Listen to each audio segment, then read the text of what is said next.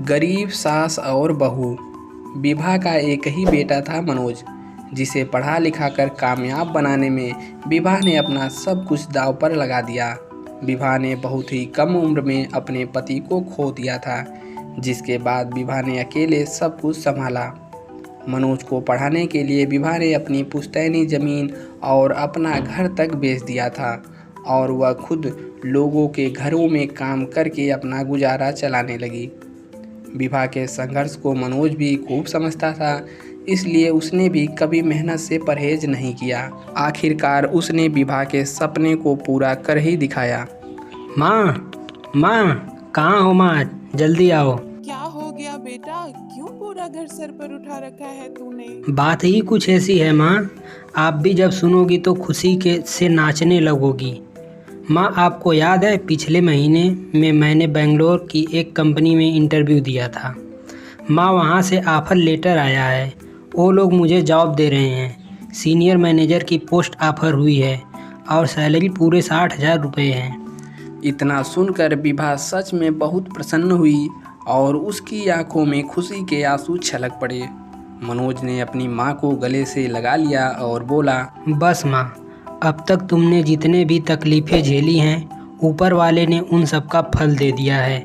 अब आप और हम बेंगलोर में जाकर रहेंगे। नहीं बेटा, अभी तू अकेला ही जाकर पहले नौकरी शुरू कर, अच्छे से सेट हो जा, तब आकर ले जाना मुझे। ठीक है माँ, लेकिन आप मुझसे वादा करो कि जब तक मैं आपको लेने नहीं आ जाता तब तक आप अपना ख्याल रखोगी और ज़्यादा काम नहीं करोगी और हर महीने मैं आपको पैसा भेजता रहूँगा। हाँ हाँ ठीक है, ये सब छोड़, अब जल्दी से मुझे भोलेनाथ के मंदिर ले चल।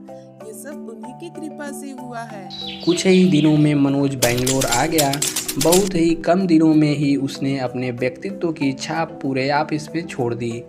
हर कोई उसे पसंद करने लगा, खास तौर पर अमृता, जो उस कंपनी के मालिक की इकलौती बेटी थी और अपने पापा की जगह उस कंपनी को संभाल रही थी। Wow, very nice mister Manoj, आपकी लीडरशिप में कंपनी की ग्रोथ रेट बढ़िया है। Thanks ma'am. सिर्फ थैंक्स से काम नहीं चलेगा, आपको मुझे ट्रीट देनी पड़ेगी। जी आपको मैं कैसे? Take it easy Manoj ji, अपने ऑफिस से थोड़ी दूर पे जो कॉफी शॉप है, हाँ बस वहीं पर कॉफी पिला दीजिए, इतना ही बहुत है।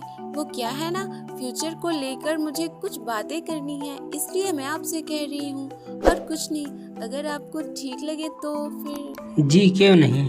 अपने काम के प्रति लगन ने अमृता को बहुत प्रभावित किया था, इसलिए वह मनोज को कंपनी के बड़े फैसलों में शामिल करना चाहती थी। इसे लेकर ही उन दोनों के बीच काफ़ी साफ पर बातें होने लगीं। और तभी, तुम यहाँ क्या कर रही है? ओ, नया आशिक पाल लिया है तूने? देख मेरी बात सुन, इन सब से कुछ होने वाला नहीं है। शादी तो तेरी मुझसे ही होगी, समझी?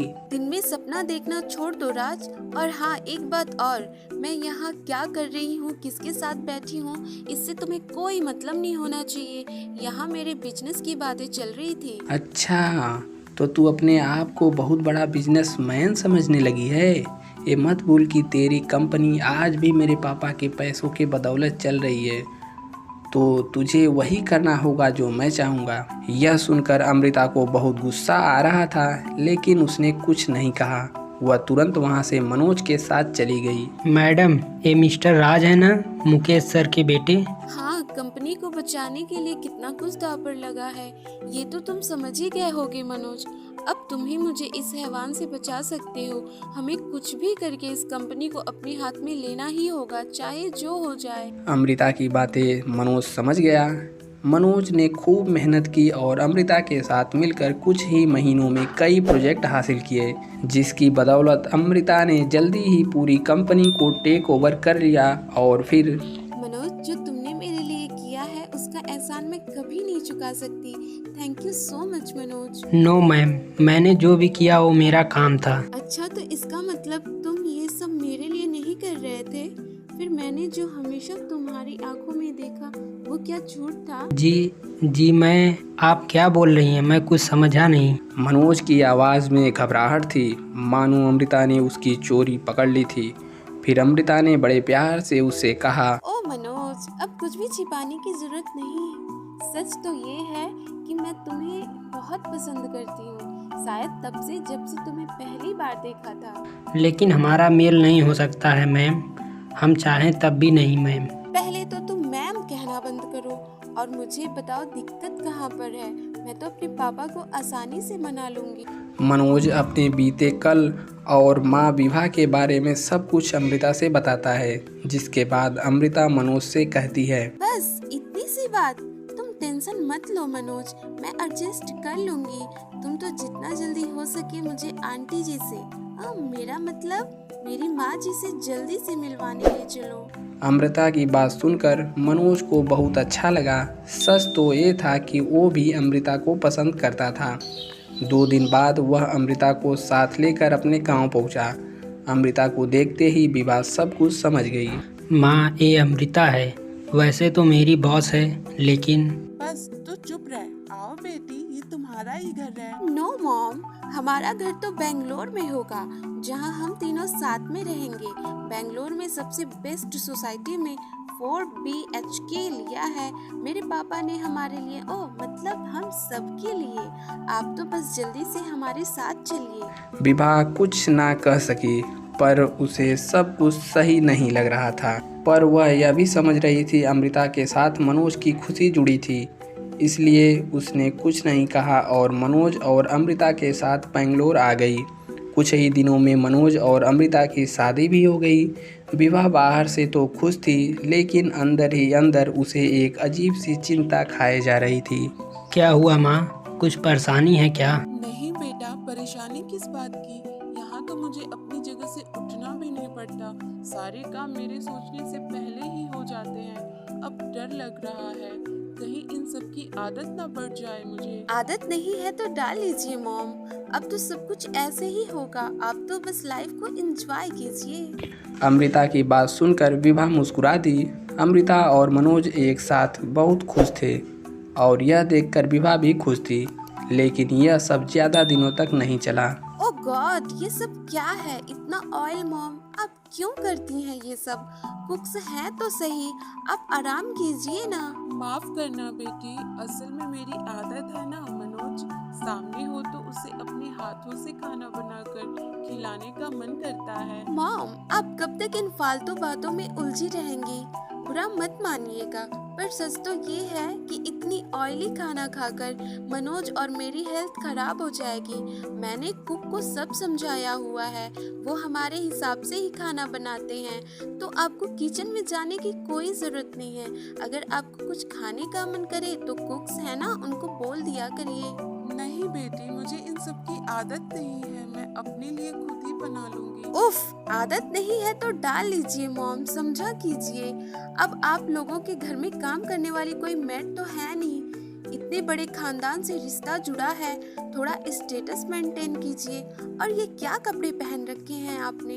मैंने जो कपड़े आपके लिए मंगवाए थे उन्हें क्यों नहीं पहनती आप? बेटा, वो कपड़े पहनने में मुझे सही नहीं लगता है। वैसे गलती मेरी और मनोज की ही है, हम आपके लिए कितना भी कर लें, पर आप तो खुद को बदलना ही नहीं चाहती। वैसे गलती आपकी भी है नहीं, अचानक इतना सारा पैसा, ऐशो आराम किसी को भी मिल जाए तो यकीन करना थोड़ा मुश्किल ही होगा। अमृता तो अपनी बात कहकर वहाँ से चली गई, लेकिन विभा से यह सब कुछ बर्दाश्त नहीं हुआ। वो फौरन जाकर अपना सामान बांधने लगी। वो किसी को बिना बताए वापस गांव जाना चाहती थी, लेकिन मनोज ने उसे देख लिया। माँ, कहाँ जा रही हो, वो भी इतने सामान के साथ? आप रुको, मैं गाड़ी मंगवाता हूँ और मैं भी आपके साथ चलता हूँ। आप बताओ कहाँ चलना है? तुम परेशान मत हो, वो बहुत दिन से गांव जाने का मन हो रहा था मेरा, तो बस इसीलिए। और गाड़ी की जरूरत नहीं है, मैं चली जाऊंगी, बस आसानी से मिल जाती है। अरे, ये कैसी बातें कर रही हो आप? माँ, कुछ हुआ है क्या? होना क्या है, तुम्हारी माँ को ड्रामा जो क्रिएट करना है तो वो करेंगी ही। इन्हें जाने दो मनोज, सच तो ये है कि ये गांव में ही रहने के लायक हैं, ये हमारे साथ बिल्कुल भी एडजस्ट नहीं कर सकती हैं। अमृता की बात सुनकर मनोज का पारा चढ़ जाता है। वो गुस्से में अमृता से कहता है, तुम्हारी हिम्मत भी कैसे हुई मेरी माँ के बारे में यह सब कुछ कहने की? और तुम मुझे ये बताओ कि एडजस्ट करने वाला कौन था, माँ या तुम? सच तो यह है अमृता, माँ ने मेरे लिए जो किया है उतना संघर्ष करने के बारे में कोई सोच भी नहीं सकता। तुम्हें अगर लगता है माँ तुम्हारे इस आलीशान घर में रहने के लायक नहीं है तो साफ साफ सुन लो, मैं भी तुम्हारे साथ नहीं रहूँगा, मैं भी माँ के साथ ही जाऊँगा। नहीं नहीं बेटा, ये क्या बोल रहा है तू? बेटा, बहू कुछ गलत नहीं कह रही है, सच ही तो है। मैं सचमुच इन सब के लायक हूँ ही नहीं। यहाँ सब कुछ तो मेरे लिए है, फिर भी एक अजीब घुटन महसूस हो रही है। मैं गांव में ही ठीक हूँ बेटा, जाने दे मुझे। नहीं माँ, मैं आपको नहीं जाने दूंगा। एक दिन तो मुझे जाना ही है बेटा। तू मेरे खातिर अपनी खुशियों से मुंह क्यों मोड़ रहा है? बहू बहुत अच्छी है, वो तुझसे बहुत प्यार करती है, मैंने देखा है।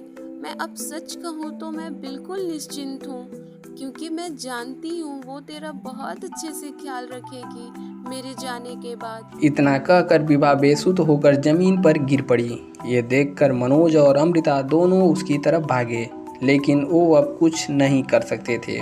उस दिन विभा को जाना ही था। ये अलग बात है कि वो अब इस दुनिया से ही जा चुकी थी।